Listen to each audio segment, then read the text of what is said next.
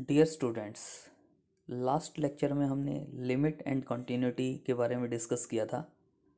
आज हम डिफरेंशिएबिलिटी और एनालिटिक फंक्शंस के बारे में डिस्कस करेंगे कि डिफरेंशिएबिलिटी क्या होती है, एनालिटिक फंक्शन क्या होते हैं। सबसे पहले हम डिफाइन कर रहे हैं डिफरेंशिएबिलिटी।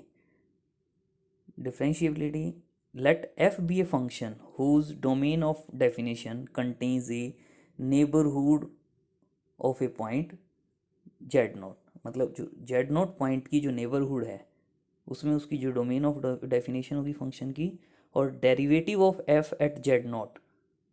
अगर किसी फंक्शन एफ जेड का हम derivative at point Z naught find out करते हैं तो हम उसको किससे रिप्रेजेंट करते हैं, एफ डैश जेड नोट से।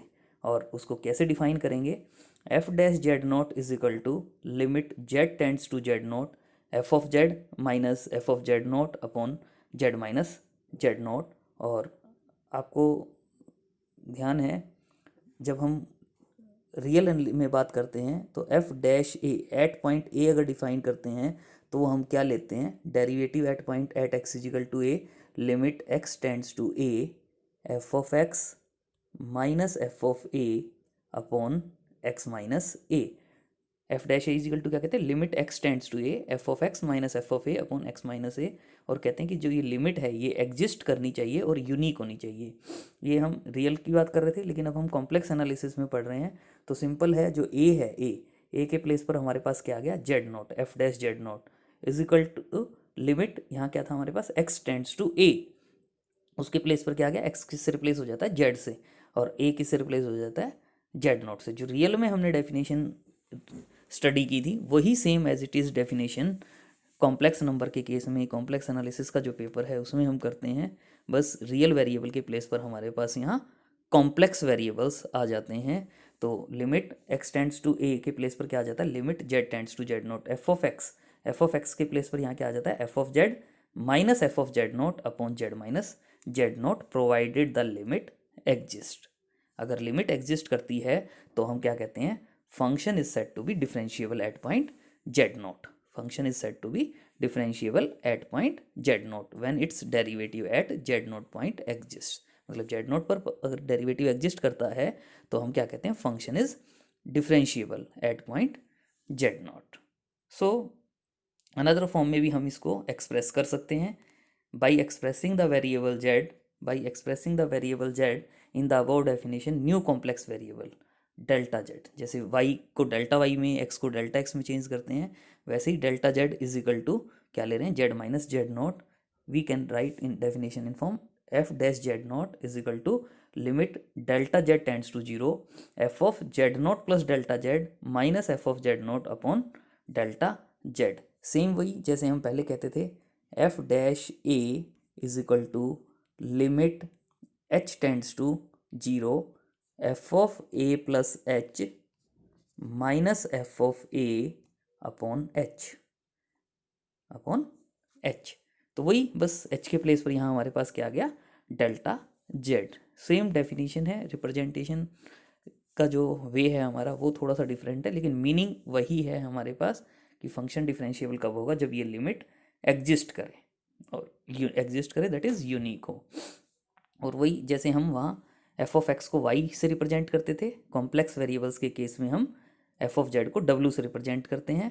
तो W plus delta W equal to क्या हो जाएगा, F of Z plus delta Z. और D W upon D Z अगर हम एफ डैश जेड के प्लेस पर लिखें, जैसे हम पहले करते थे, एफ डैश एक्स को क्या लिखते थे, d y by d x. तो वैसे ही यहाँ हम एफ डैश जेड को किससे रिप्रेजेंट करते हैं, d W upon D z से। तो d W upon D z क्या हो जाएगा, limit delta Z tends to zero delta डब्ल्यू अपॉन डेल्टा जेड। तो यहाँ हम एक एग्जांपल ले रहे हैं कि जो फंक्शन है F z is equal to Z square is differentiable everywhere, कि जो फंक्शन है F z is equal to Z square ये सभी पॉइंट्स पर डिफरेंशिएबल होता है। सो सिंपल रिजल्ट है, at any point z derivative find out करने के लिए वही जो अभी हमने यहाँ रिमार्क्स में कहा था, D W upon D Z is equal to limit delta Z tends to zero delta डब्ल्यू अपॉन डेल्टा जेड। तो वही यहाँ हम क्या ले रहे हैं, क्या यूज़ कर रहे हैं, limit delta Z tends to zero delta डब्ल्यू upon delta Z is equal to, simplify करेंगे तो limit delta Z tends to zero F of Z plus delta Z होता है। तो ये जेड स्क्वेयर था तो क्या आ जाएगा, Z plus delta Z whole square minus F of Z यानी Z square upon delta Z, और इसको सिंप्लीफाई करते हैं तो ये क्या आ जाएगा 2z, क्योंकि ये जो पार्ट है हमारे पास 2z प्लस डेल्टा जेड ये एक पोलिनोमियल फॉर्म होगी इन डेल्टा जेड, और इसका मतलब एफ डैश जेड जो है वो हमारे पास क्या आ जाएगा 2z। So function is differentiable everywhere. जो F of Z is equal to Z square है ये ईच पॉइंट पर डिफरेंशिएबल होगा। नेक्स्ट जो रिजल्ट है वो आप रियल में भी पढ़ते हैं, बिल्कुल इजी रिजल्ट है कि every differentiable function is continuous. आप सभी जानते हैं कि every differentiable function is continuous, but continuous function may not be differentiable या need not be differentiable. So simple result है जो आपने पहले पढ़ा है। हम फंक्शन को क्या सपोज कर लेते हैं कि वो डिफरेंशिएबल है, at point z naught function differentiable है और कॉन्टिन्यूस प्रूव करना चाहते हैं। कॉन्टिन्यूस प्रूव करने के लिए आपको पता है आपने क्या प्रूव करना है, फंक्शन को कॉन्टिन्यूस प्रूव करने के लिए limit Z tends to z naught f of z is equal to f of z naught. Function is different continuous. Function is continuous कब होता है, जब हम कहें limit Z tends to z naught f of z is equal to f of z naught. तो ये prove करना चाहेंगे, लेकिन हमारे पास गिवन क्या है, फंक्शन डिफरेंशिएबल है, और डिफरेंशिएबल है इसका मतलब क्या हुआ कि limit Z tends to z naught f of z minus F of z naught upon z minus Z naught ये एग्जिस्ट करेगा, और इसकी वैल्यू किसके इक्वल होगी, एफ डैश जेड नॉट के इक्वल। So now limit Z tends to z naught f of z minus F of z naught को सॉल्व करें। सिंपल है, जेड माइनस जेड नॉट से multiply z minus Z naught से divide किया हमने इसको, और ये जो पार्ट आप देख रहे हो ये पार्ट ये क्या हो जाएगा एफ डैश जेड नॉट, ये क्या हो जाएगा एफ डैश जेड नॉट। और limit Z tends to z naught z minus Z naught में जेड को अगर जेड नॉट से रिप्लेस करेंगे तो ये जीरो हो जाएगा, और ये एफ डैश जेड नॉट क्या है, फाइनाइट क्वांटिटी। फाइनाइट क्वांटिटी को जीरो से मल्टीप्लाई करेंगे तो जीरो आ जाएगा, और इसका मतलब लेफ्ट हैंड साइड जीरो, और लेफ्ट हैंड साइड जीरो का मतलब क्या हो जाएगा, limit Z tends to z naught f of z is equal to f of z naught. So function is continuous, means every derivable function is continuous but converse may not be true। और converse may not be true मतलब हम एक ऐसा example लेंगे कि जिसमें function continuous तो होगा लेकिन डेरिवेबल नहीं होगा। सो इसके लिए क्या करें, f Z is equal to conjugate of z, this is continuous function but not differentiable at any point. So continuity के लिए सिंपल रिजल्ट है, फंक्शन को हम जेड नोट पॉइंट पर कॉन्टिन्यूस प्रूव करना चाहेंगे। So for this, let z not be any arbitrary point, let epsilon greater than 0 be given। So हम solve करते हैं mod of F of z minus F of z naught. F of Z क्या हो जाएगा, Z conjugate, F of z naught क्या हो जाएगा, Z not conjugate, और इसको सिंप्लीफाई करेंगे तो ये mode Z minus Z not हो जाएगा। और अगर हम एप्सिलॉन और डेल्टा इक्वल ले लें तो हमारे पास mod f of z minus f of z note less than epsilon when ever mod z minus z naught is less than delta. और ये डेफिनेशन क्या कहती है, function is continuous at point Z note, function is continuous at point Z note. तो इसका मतलब ये जो हमने फंक्शन लिया है ये function at point Z note continuous है, लेकिन हम प्रूव करना चाहेंगे कि ये फंक्शन डिफरेंशिएबल नहीं होगा। डिफरेंशिएबल नहीं होगा मतलब जो हम F dash z naught find out करते हैं उसकी जो लिमिटिंग वैल्यू हम सॉल्व करके फाइंड आउट करेंगे वो यूनिक नहीं आएगी, और हम जानते हैं कि अगर लिमिट एग्जिस्ट करती है फंक्शन डिफरेंशिएबल है तो वो वैल्यू यूनिक होती है, यानी जो आंसर आएगा हमारा वो यूनिक आना चाहिए। सो वही सिंपल रिजल्ट जैसे पहले करते हैं, f dash z naught is equal to limit delta Z tends to zero F of z naught plus delta z minus F of z naught upon delta z. Values f of z की हमारे पास value क्या थी, Z conjugate, तो वही F of z note plus delta z क्या आ जाएगा, Z note plus delta z conjugate. F of z note क्या हो जाएगा, Z note conjugate.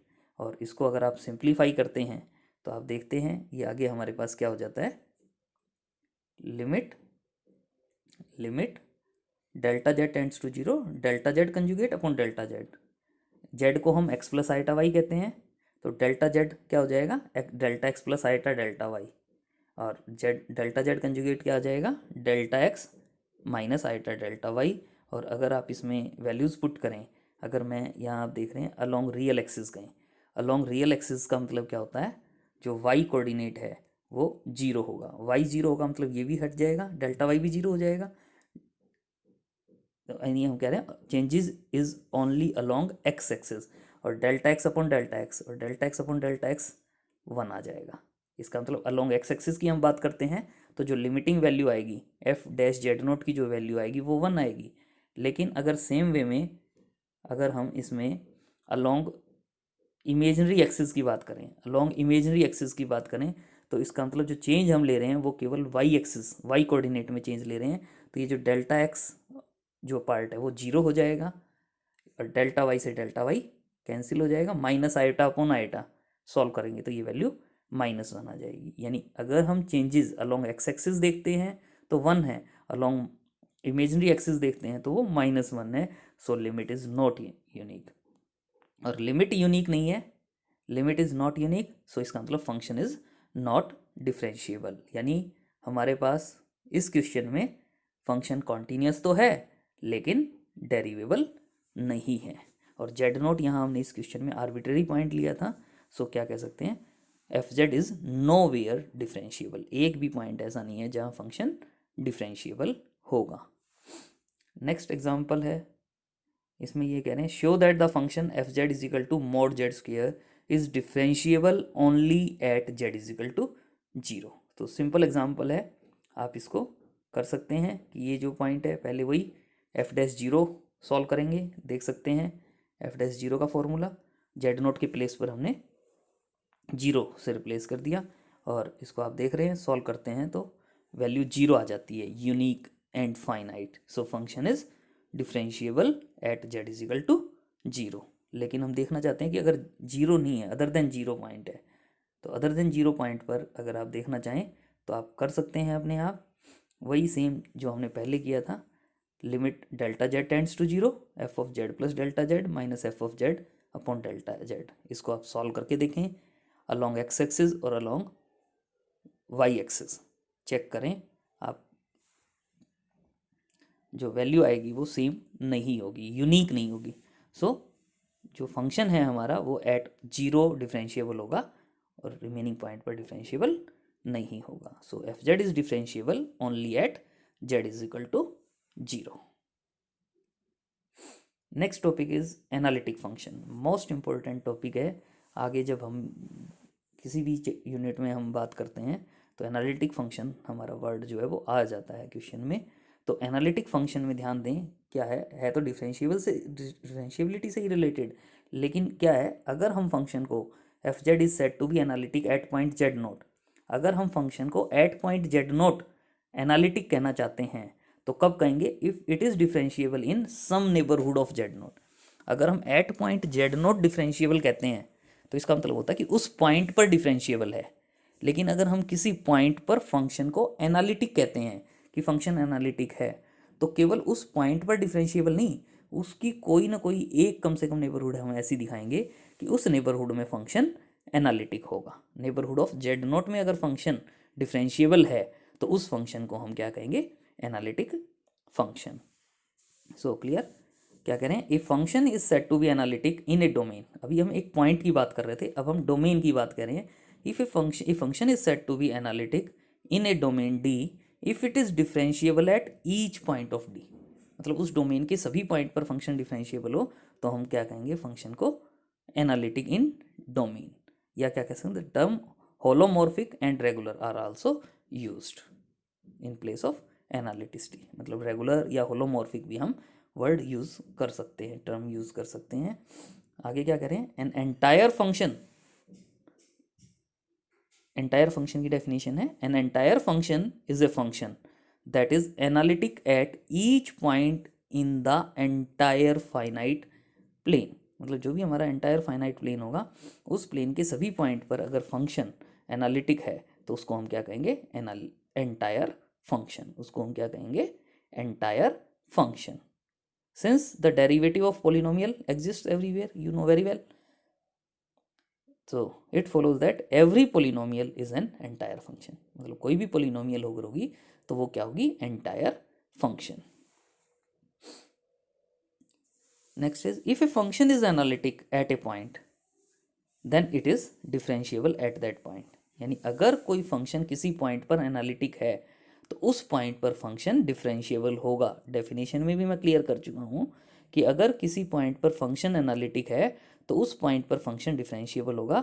But the converse is not true. मतलब अगर किसी पॉइंट पर फंक्शन डिफरेंशिएबल है तो ज़रूरी नहीं है कि उस पॉइंट पर फंक्शन एनालिटिक होगा, क्योंकि सिंपल है, हमें पता है कि एनालिटिक कहने के लिए हम उस पॉइंट पर डिफरेंशिएबल नहीं कहते, हम उस पॉइंट की नेबरहुड लेते हैं और उस नेबरहुड में हम फंक्शन को डिफरेंशिएबल अगर कहते हैं तो हम उस पॉइंट पर फंक्शन को एनालिटिक कहते हैं। सो यहाँ क्लियर है, F Z is equal to mod Z square is not analytic at any point since its derivative exist only at Z is equal to zero. अभी हमने प्रीवियस एग्जाम्पल में discuss किया था कि जो ये फंक्शन है F Z is equal to mod Z square, ये only at Z is equal to zero, only at Z is equal to differentiable होता है, तो ये एनालिटिक नहीं होगा, क्योंकि एनालिटिक होने के लिए जो जीरो पॉइंट है z is equal to zero जो है, इसकी कोई एक नेबरहुड हम लेंगे और उस नेबरहुड में फंक्शन डिफरेंशिएबल होना चाहिए, लेकिन ये तो केवल एक ही पॉइंट पर डिफरेंशिएबल है,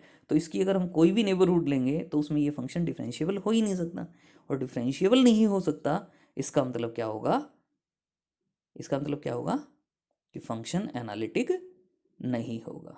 यानी कहने का मतलब क्या है कि अगर कोई फंक्शन किसी भी पॉइंट पर एनालिटिक है तो वो उस पॉइंट पर डिफरेंशिएबल होता है, लेकिन अगर किसी पॉइंट पर फंक्शन डिफरेंशिएबल है तो ज़रूरी नहीं है कि उस पॉइंट पर फंक्शन एनालिटिक होगा, हो भी सकता है और नहीं भी।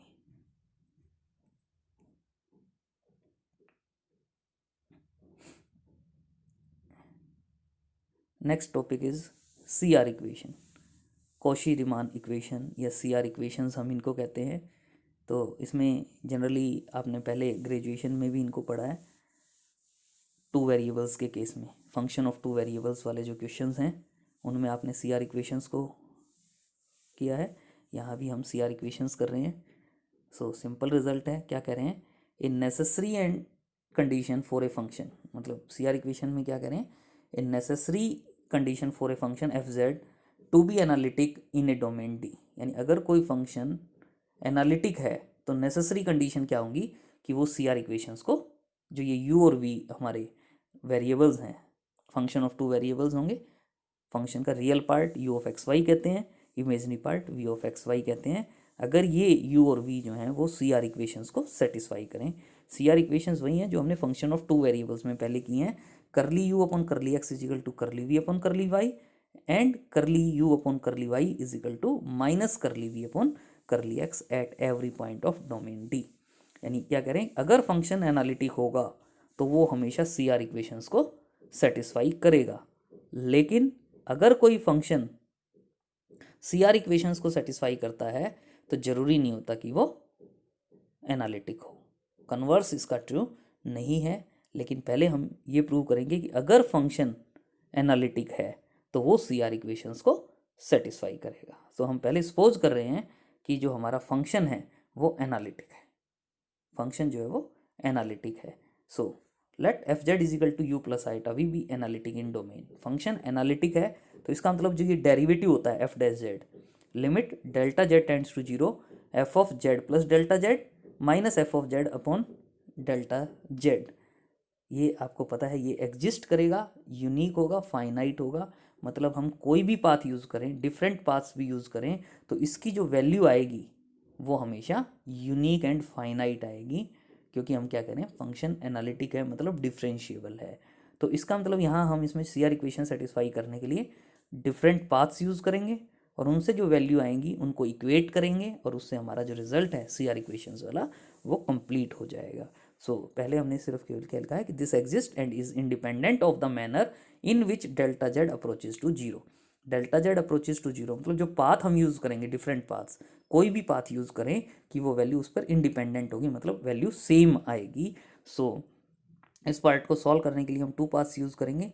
पहले जो हम पाथ यूज़ कर रहे हैं वो पाथ हम क्या यूज़ कर रहे हैं, letting delta Z tends to zero along real axis. Along real axis का मतलब क्या हुआ कि जो डेल्टा जेड था हमारा, जो हमारा डेल्टा जेड था, डेल्टा जेड हम क्या कहते थे, delta x plus iota delta y, तो हम delta Z tends to zero along real axis, along real axis कह रहे हैं, इसका मतलब हम ये वाला पार्ट जीरो कर देंगे, मतलब जहाँ हम डेल्टा जेड कह रहे हैं डेल्टा जेड की वैल्यू डेल्टा एक्स यूज़ करेंगे, और जब हम अलोंग इमेजिनरी एक्सिस की बात करेंगे तो हम डेल्टा एक्स को 0 कर देंगे। डेल्टा जेड की वैल्यू क्या यूज़ करेंगे, डेल्टा जेड की वैल्यू क्या यूज़ करेंगे, आयोटा डेल्टा वाई। लेकिन पहले हम जो बात कर रहे हैं वो क्या कर रहे हैं, अलोंग रियल एक्सिस।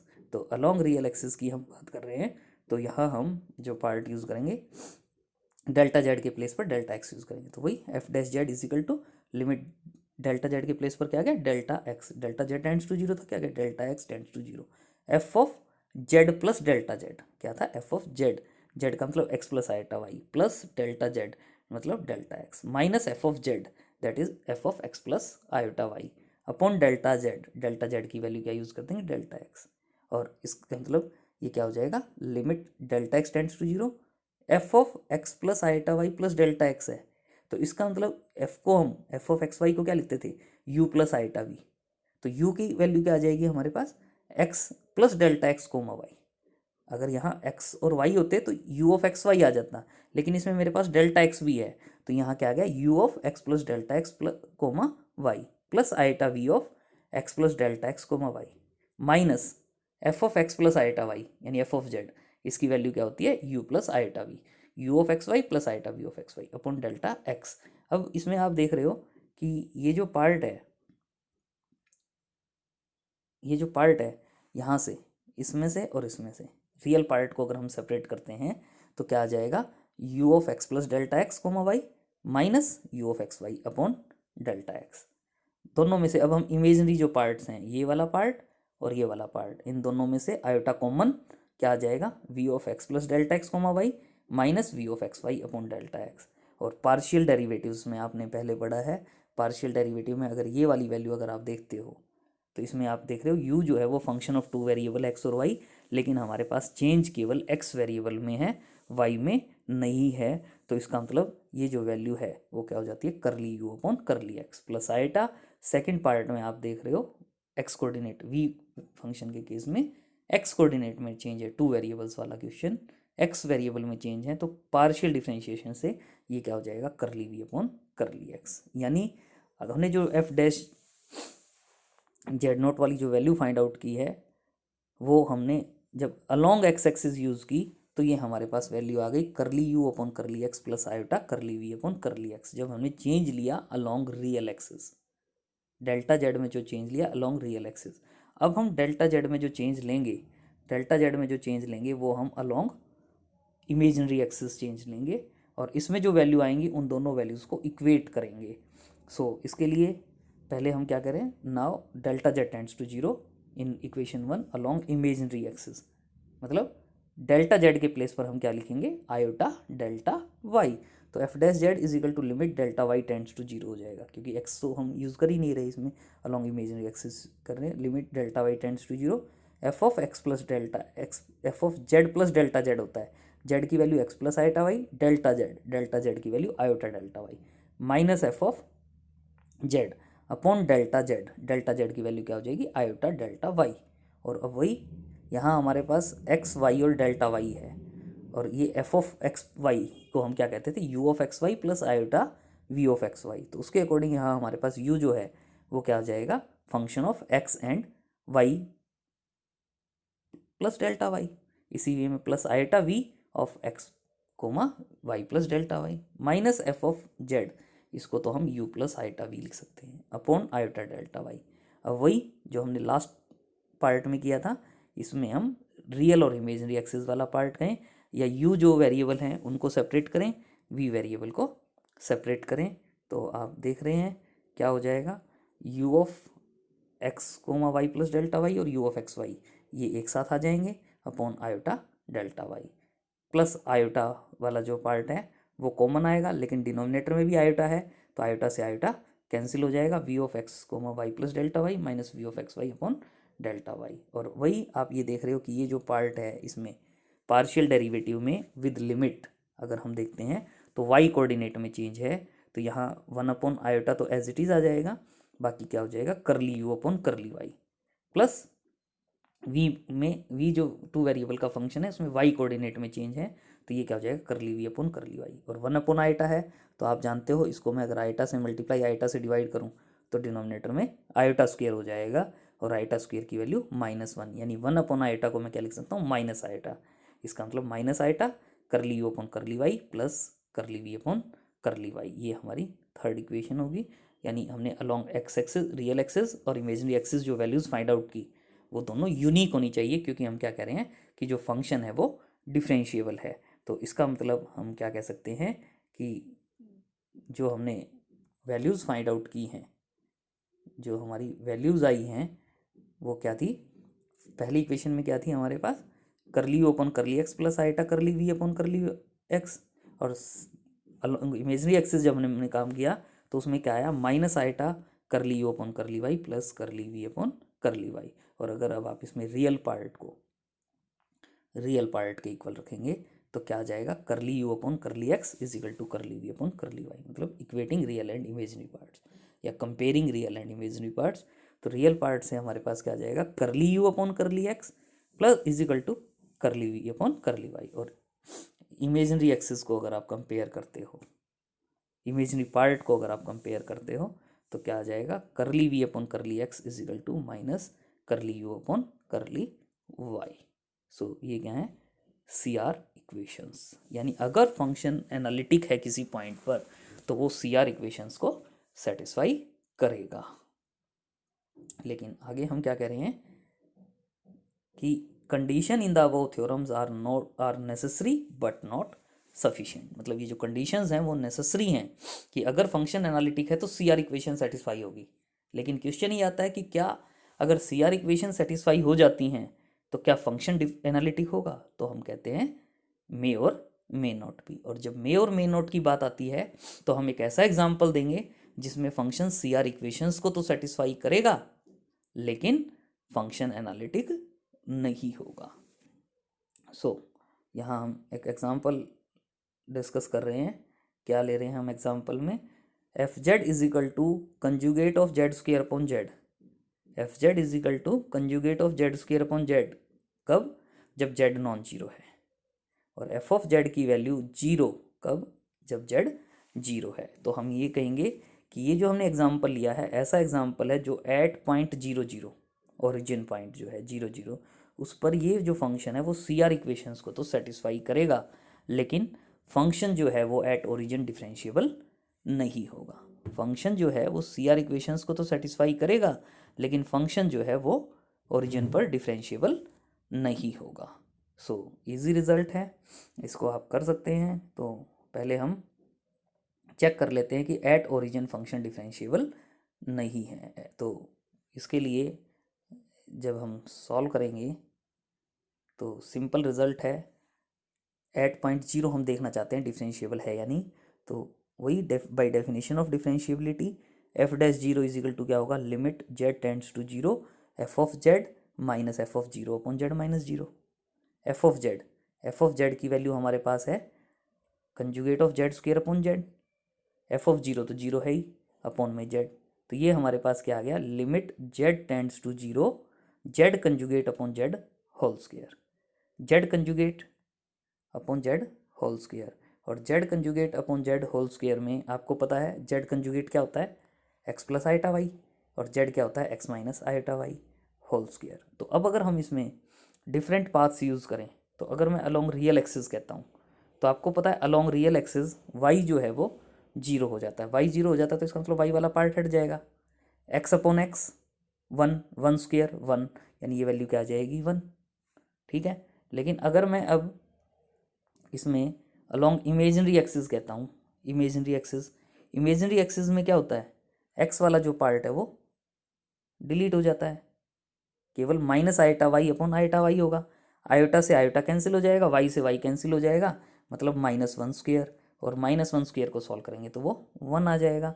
इसका मतलब अलॉन्ग इमेजिनरी एक्सिस में सॉल्व करता हूँ तो भी ये वन आएगा। लेकिन ये नहीं कि भी पहले वाला भी वन है और ये भी वन है तो इक्वल आ गए, तो हम क्या कह देंगे, फंक्शन इज़ डिफरेंशिएबल। लेकिन हमें ये देखना होता है अगर हम कॉम्प्लेक्स वेरिएबल के केस में फंक्शन को डिफरेंशिएबल कहते हैं तो केवल दो पाथ्स नहीं, इनफाइनाइट मैनी पाथ्स होते हैं। अगर सभी पाथ्स पर फंक्शन की वैल्यू सेम आती है, लिमिट की वैल्यू सेम आती है, तो हम कहते हैं फंक्शन डिफरेंशिएबल है, अदरवाइज हम फंक्शन को डिफरेंशिएबल नहीं कह सकते, अदरवाइज हम फंक्शन को डिफरेंशिएबल नहीं कह सकते। तो इसके लिए हम जो है इसमें एक पाथ और यूज़ करेंगे, और वो पाथ हम क्या यूज़ कर रहे हैं, z tends to 0 along the line y equal to x.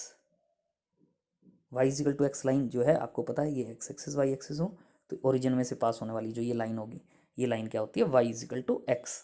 तो इस y इजिकल टू एक्स का जो मीनिंग है वो क्या है कि अगर मैं इसमें जो ये x और y को इक्वल पुट कर दूँ, तो x और y को इक्वल पुट कर देता हूँ, तो ये क्या हो जाता है, x minus iota x upon x plus iota x. X को कॉमन लेंगे तो 1 minus iota upon 1 plus iota whole square हो जाएगा, और इसका होल स्क्वायर,